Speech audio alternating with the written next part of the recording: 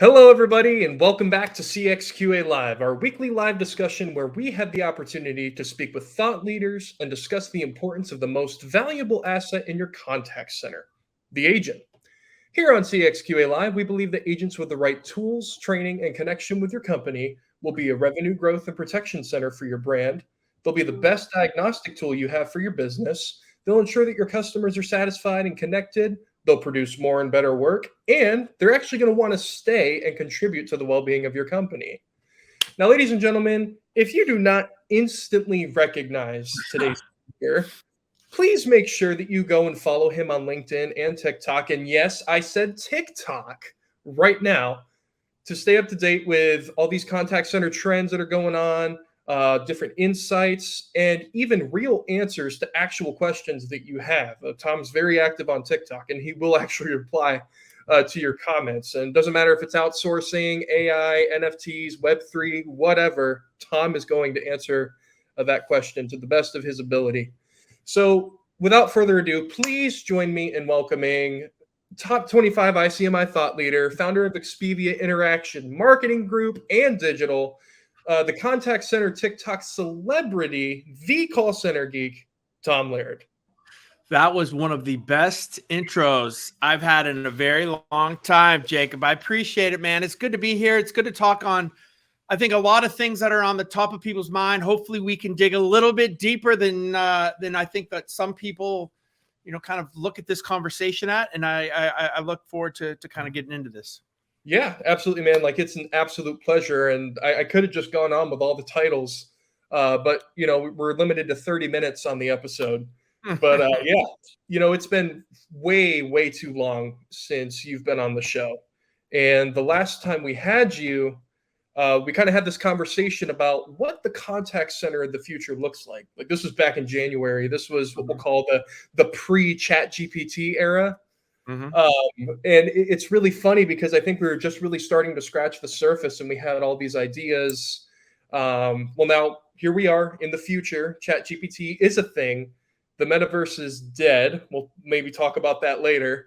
And everybody is pretty much in a rat race to implement AI into their contact center. Now, obviously, we need to get back up to speed with what has and hasn't happened. So why don't we go ahead and start today's show with the very same question that I asked you almost 7 months ago.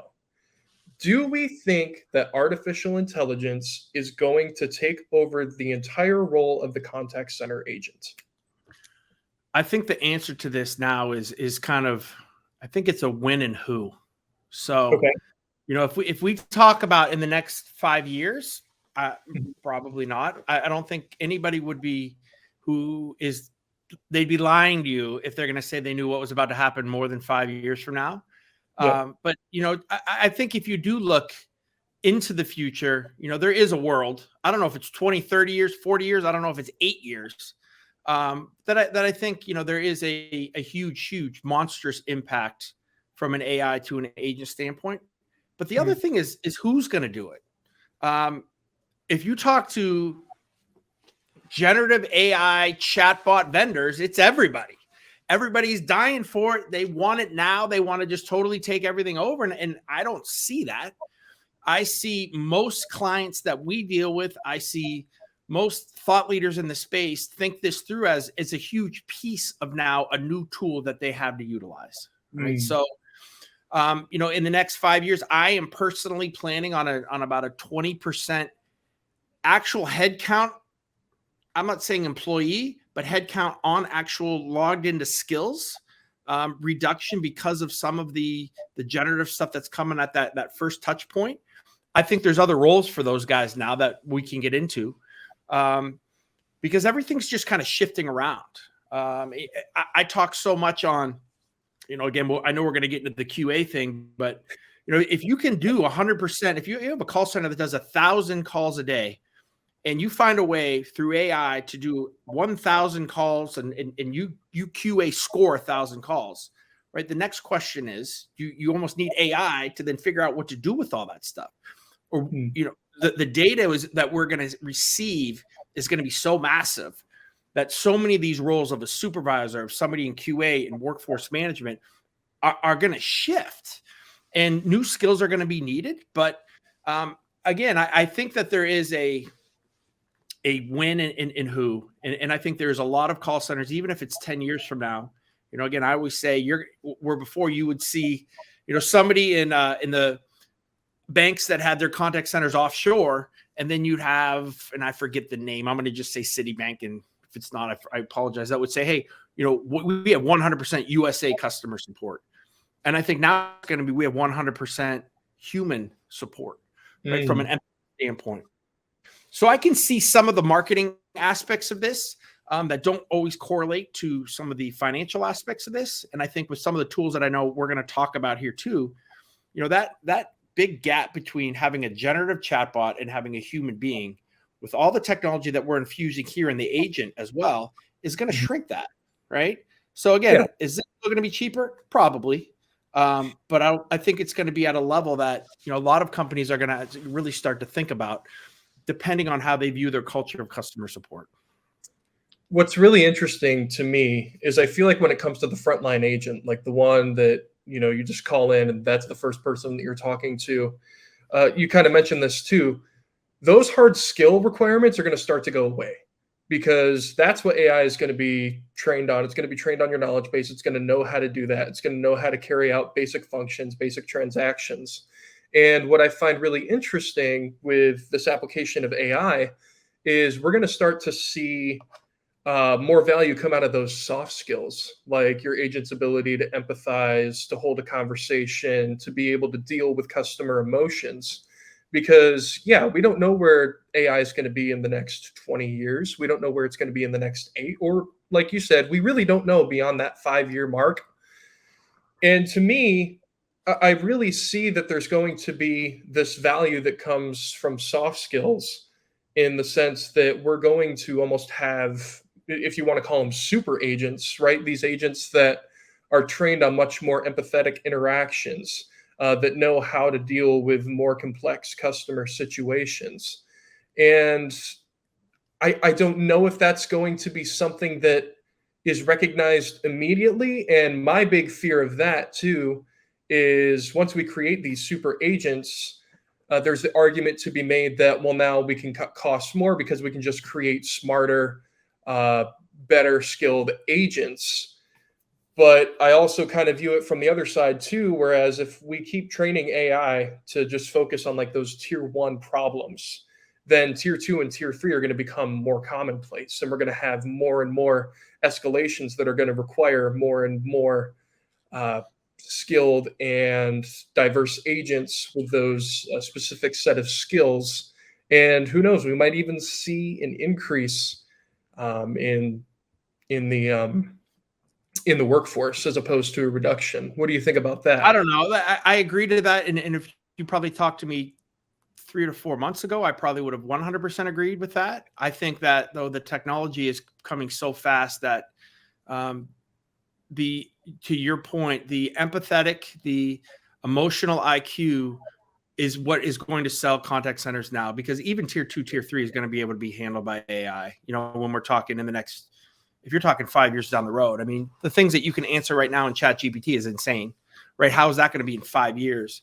But still, I think there is an empathetic, there's an empathy thing. We're losing out the conversations. I mean, I've talked about analytics is so important when you have an agent and a customer on the phone. When, if you have an AI bot that maybe can handle that really well, from the customer standpoint, it's probably good, because you're just, it's very transactional. This is what you do that, I fix it, done. Right. But when you and I have a conversation, you're telling me other things like, hey, you know what? Did you guys see? I saw that you came out with that product. You painted it red. Like, don't you guys think it'd be better if it was black? Right. And maybe you hear that over 200 conversations that happen. That's a lame example, but you kind of get what I'm saying. That can be picked up. I think we lose a lot of that voice of customer. So there's things in here that I think are really important. But again, I've done a 180 on this whole thing of seeing how ChatGPT can pass the bar exam, with almost a perfect score. It can't answer a question about my electric bill. I don't know. So I think, but I still think that there's going to be, a place for the agent. Everything's going to be different, but that role is going to change. Let me just say one more thing on this, to your point of the super agent. James Mhm. Dawkins, who I love, we had a Yes. conversation on this too. And he talked about, the role of the contact center agent throughout time, right? And say the last 30 years has been, it's not hugely thought of, right? It's Mhm. normally a position where you start in an organization, you move up. And he kind of says the same thing. The super agent will come in to where you're going to handle these extremely complex things. You need to know multiple things. That's going to be one of the highest paid things in an organization. That was kind of hit. And I can kind of see that as well. So again, I think we're naive, and I'm done with the naivety of thinking that AI is not going to be able to answer all this. But I still think that not everyone's going to want that. Not every organization is going to want that. From that human touch, from that human standpoint. And I think that, that's really what we're going to see is the human capital of that. The emotional IQ is what everybody, and I've been preaching that forever. That's what you should be hiring now for, right? Yes. Not because I've been working in the call center for 20 years. I think that becomes a little bit more important for sure. Absolutely. And it's funny you mentioned human capital. I think that's really, and especially as we start to evolve with AI more and more. We've talked about this before, not you and I, but it's been talked about on the show. There's almost like a differentiator now, right? Where people might actually prefer to do business with a business that has purely 100% human interaction with no AI. And then you're also going to have the flip side, maybe somebody who doesn't want to talk to anybody and just wants to be purely self-service. So it's kind of a mixed bag there. But you and I are a lot in agreement when it comes to there are going to be complex situations that require more and more people. So I think we're going to see some sort of reskilling of these frontline agents, maybe into that super agent. But when we talk more about like transactional and what we can train AI on, what roles in the what roles in the contact center do you think that AI will eventually replace, and what's going to happen to those people in those roles? QA is done. Like I am still standing on my soapbox that, if the things that even we are working on now to automate QA forms, and I know a lot of other organizations are working on them now to use ChatGPT to that point. We have a rollout next week for our clients, our internal clients, right? Where we can automate 100% using their exact form, because that's what we did all of our testing on for our new platform. And if little old Expedia with 4 IT guys and 4 developers, right, can figure that out, the CX1s and the Genesis and some third party out there that has 200 programmers, you guys, whoever that is, it's going to be figured out, and it's going to be figured out. I still think by the end of the year. So to have a real tool, and I know, some other, AI companies out there already have a tool that can kind of do it. I don't know if it's fully there yet, but, I think if you're talking in the next 5 years, the scoring of QA calls, and I'm talking more scoring, right? Not coaching aspect. Although I think that's coming as well, to where, the AI is going to score a call. If it's they have a 65 on that call because they didn't read a disclosure and they didn't recognize a closing sign. I think then it's going to go into the archive, find a call that does that, cut it, send it to the agent, and be like, hey, make sure that you listen to this. Here's 2 things that you didn't do on that call. Like, that's coming. People are working on that now. That's going to be here very, very quickly from the QA. So again, I think QA is a big one that, is going away. I think the moving of agents in bigger call centers and in BPOs, in and out of skills, or, hey, we see a queue. Hey, can we move 3 more people there? Change those preferences. That's going away as workforce management merges with workforce intelligence, where I'm seeing that right now as well. So to have, predicted wait times known by workforce management, to think, okay, this service level is going to go to here, so I need to bring these agents in now, and have that all thought through. And I have Janie here whose handle time's really high, so I'm going to lower her preference so she takes less calls. But I know she plays this game, so I'm going to make sure I know the supervisor, tell the supervisor to talk to her to make sure that, all of that, almost like that supervisor that's kind of like supervisor assist, right? Like, and I know Yeah. people are doing real time kind of supervision and those kind of things, talking about sentiment, but I think it goes to another level. I think, you know, that's in the next year or so. A lot of people are working on those type of tools. And I think the other thing that, you know, for if I just can name three is, and I'm probably blowing my whole list. I know we're going to talk about like where the call center is in the next 5 years, but You're fine. you know, analytics is going to have a huge, you know, change to where we had analysts before, right? We had analysts that would go and have to, you know, query and look for things. That's going to be totally done. Now it's going to be basically, it's going to tell you. So you're going to sit down at a desktop and, you know, basically just say, hey, what happened yesterday? Right. And just basically get a read of, hey, your overall sentiment was at a 62. Here were the agents that were lower. Handle time for 5 agents weren't there. 3 customers swore yesterday. Here's the recordings, right? To give this overall. So no more looking at the bubbles, right? Of what we see from a trending keywords, trending phrases, frustration, those kind of things that we have to kind of parse and think through. We have the data and it's kind of showing it, but we really have to dig deeper into it. You know, I think that, you know, that analyst position, those kind of things are kind of going away too, with the ease of AI and the AI becoming kind of that analyst. So I don't know. I think QA, I think the supervisor role changes a lot and has a lot more tools. So you're going to probably need less. And then, you know, from an analytics standpoint, for your front end agents, supervisors are going to be able to use that tool now, where before it had to be in the back room with an analyst making reports for C-levels.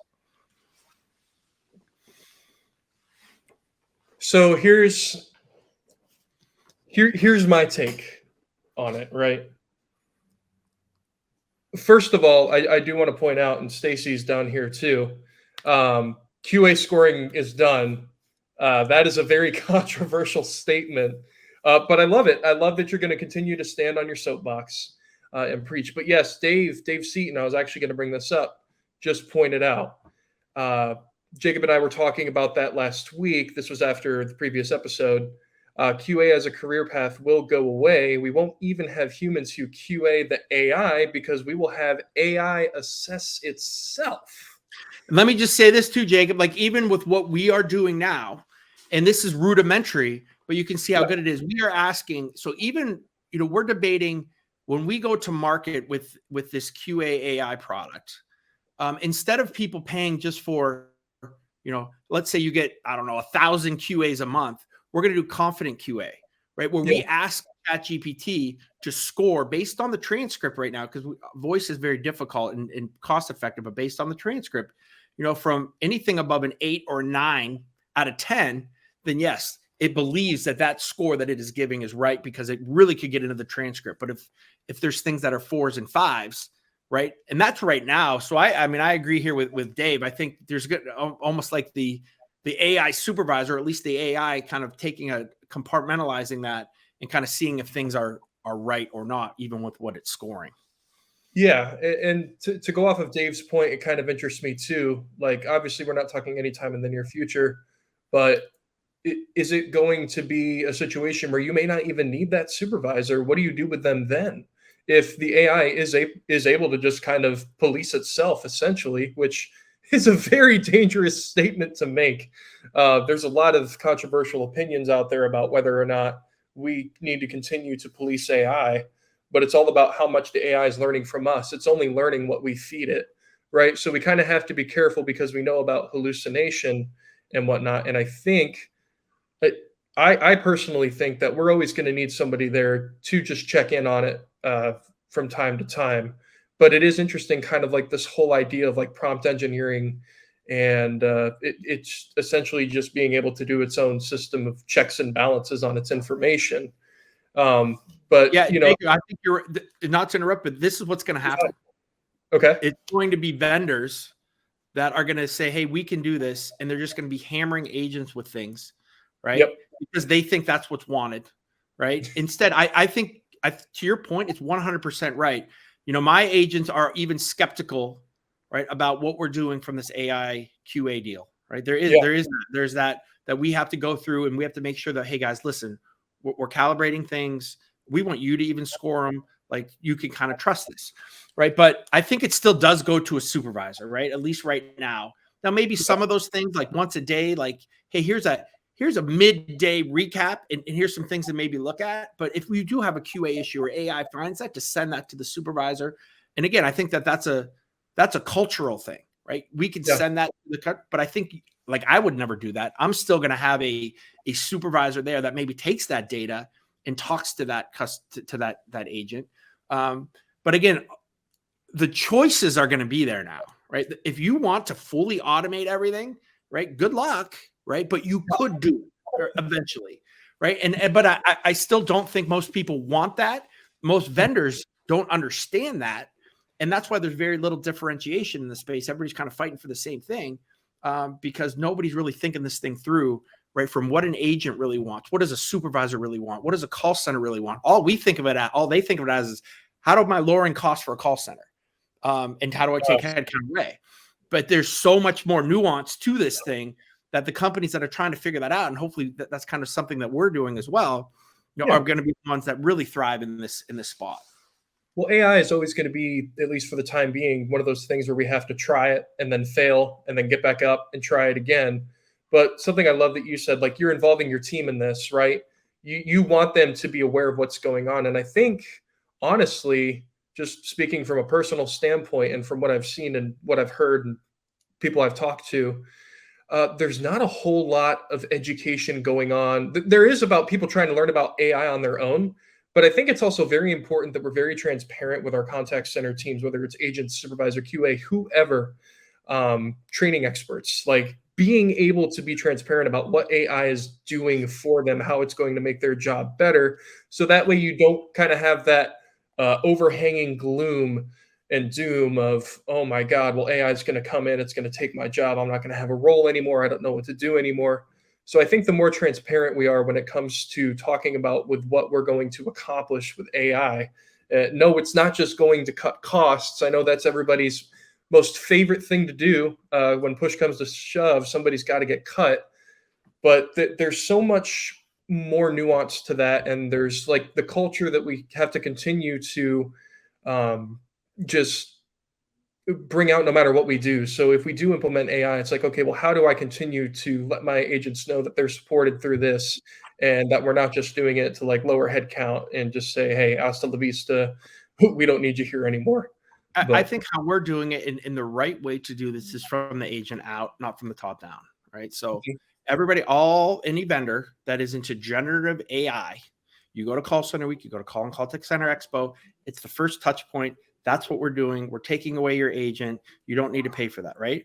You get into, some of the other guys, right? And that are doing analytics, that are doing agent assist, that are doing, some of those types of things, right? I think that's what we're trying to do. We're trying to infuse tools. And when I say me, I mean kind of Expedia, right? But I think a lot of the BPOs and a lot of the friends that I talk to industry-wise are trying to do things, right? Get agent assist, get your analytics, get workforce management, get all these tools that you have that is not that expensive, right? Infuse with all of this technology, get your agents as good as they possibly can and keep working it too. Now, if you have a client that says, hey, Tom, I'm leaving if you don't go and, cut my headcount and give me this type of AI, then yeah, we're going to do it. But I think once the agents see that, wow, there's a lot of really cool things here. And then we get to the top where we're saying, okay, now we're going to do self-service as well, guys. And they're like, okay, but all of this is already it's in their head as something that's really cool. And they're not afraid of it. Instead of just, working here and kind of creating that fear, not investing anything in the agent. And it's going to be bad. Like there's no doubt about it. It's going to be the IBR rollout of, the early 80s. It's going to be bad when you just say, this is all I'm going to do. We're doing it now. And because you don't even know who to buy it from. Like everybody's doing the same thing, right? There's no differentiation in the space. It's super annoying. Nobody even wants to dig deeper into a lot of the things that they're doing. And it's difficult. And a lot of the big players like the CCAS guys don't have anything good yet. They're just still strapping things on. So there's confusion with it, and C-level guys don't care about confusion. All they care about is lower my cost. They're making the CIOs make these decisions without the call center thinking about it. And a lot of mistakes are being made. I see it every single day. So there's a good way to do this, a bad way to do this. And I think there's the cultural aspect of an organization. This is where things really come into play. What is your culture when it deals with CX, And that will be the driving force of what happens with you and how you do this AI thing, and if your rollout's going to be good or poor. Yeah, absolutely. And I think if nobody takes away anything else besides this from the episode, it's so important that you continue to maintain culture no matter what you do. Like Tom just mentioned, when the IVR first came out, there was a lot of fear around that, and like, oh, this is going to completely change my job. And I've had discussions with people. It's like, well, what really happened? Well, IVR sucks now, and nobody likes using it. And it's going to be a little bit different with AI, I think, because AI is a lot more technologically advanced. But no matter what, no matter how far we decide to evolve this technology, no matter where it goes, it's always important to remember that no matter what happens, you continue to think about your agents, your supervisors, everybody that's involved in the process. You just continue to remember that they are the foundation. They are what essentially has created your process in the first place. And just being able to maintain that and uphold that, I think, is really important. So, Tom, about 7 months ago, we had the same exact conversation here. And I know towards the end of the show, we actually got to have a little bit of fun thinking about what does the contact center of the future look like? And I think we talked a little bit about metaverse. And I don't know if that's still a factor. I've heard people say that it's dead. I've heard people say that it's still well alive, and we're still going to do things. We're still going to market everything to be there. But let's say 5 years from now, because we don't want to go beyond that. In your mind, what does the contact center of the future look like?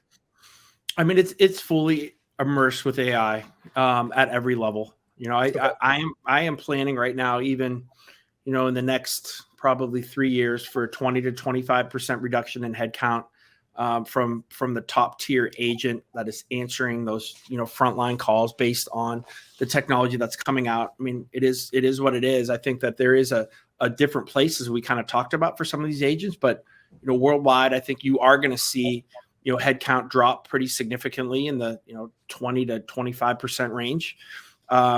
But I think when I'm not going to talk about chatbots and generative stuff, like that's boring. And I think, we've kind of, beat that thing to death. Not we, but industry wise, we beat it to death. But again, I mean, talking about the things that I talked about, like the difference that you're going to see in QA, the massive improvements that quality, that analytics is going to bring to everybody, to get that away from an analyst, to get that away from somebody who's higher up, to get it to the floor where everybody's utilizing it in real time, having it tell you things that are happening in real time from a supervisor standpoint, to what is happening with, hey, we just had 32 customers call us about a FedEx issue, right? Instead of us looking now and maybe waiting for 2 hours for transcriptions and things to come in, to have real time, hey, red flag, you could have some logistical issues right now, go talk to the warehouse. I think that stuff is coming into play, relatively quickly, for sure. In the next 5 years, we're seeing that. I think WFM totally changes, and WFM merges with I call it WFI, workforce intelligence, right? So, right, not only is it looking at forecasting, not only looking at your staffing and your adherence, but it's looking at real-time data that's coming in. And we do this to a certain point now, but to get better at the prediction based on not only the forecast, but what is happening in the IVR, what is happening with handle times of agents, who do I need to move in and out of skills, who needs preferences higher or lower to make sure that I hit this service level over here, I have a little bit of tolerance over here, like things that we can't, there's just too much going on for a human being, unless you're really great at this thing, right? To be able to really change and to see. So it's like, that's where I think AI is awesome, right? Where it's just thinking through so many different scenarios at once to give you the best outcomes. I see that really, kind of having a huge thing. Agent assist is going to just be amazing, right? The amount of information that, we'll be able to give an agent, we're going to have to really think how that works, because we're going to be able to give the agent everything, from even how calls are getting to you, right? From a routing standpoint, right? To look at not just, CRM data, not just looking at the next available agent, but looking at sentiment, looking at the type of customer trends and buys that this customer has. What is the personality? Because the last time they called in, they spoke extremely quickly. They want to get way up the phone. So I got to match the personality with them, with a customer, with an agent that can match that as well. Or I have, maybe somebody who's a little bit older that wants to talk more. I don't want to give them to Jim. I want to give them to Susie because she's just more empathetic and nicer. Developing those type of very difficult ways to route that AI can do extremely easily, I think is something that we're going to see. The nice guys, it was pre-COVID, they talked about this kind of personality routing. And while it is still there, it's not a mainstream kind of thing. But I think, really tone, right, instead of just word choice, starts to really come in with a lot of these different AI companies. So, that rolls into, looking at voice authentication, looking at security and how good that is. I mean, there's a company out there. I just they asked me to do a demo yesterday.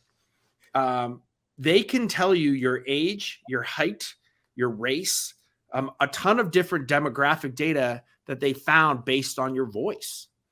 So, even looking past now, if we have AI that can fake voices, right? They found a way to kind of get through that, but maybe there's questions that banks now need to ask, right? I'm 6'2" because I have that on my driver's license, and I'm 42 years old. In different ways to authenticate now, not just based on kind of what you say in your voice, but looking at the next level down. That's coming very quickly. They're doing it now with a couple test clients. Next 5 years, that thing will be super cool. And then I think, some of the things that you guys have been working on too, from a training aspect, right? To have almost VR, right? Not with goggles, but have a virtual customer, being able to talk, being able to have have plug and play 150 different scenarios in voice and chat and email and digital and Twitter and Facebook and Discord and all of these different channels of how things can happen.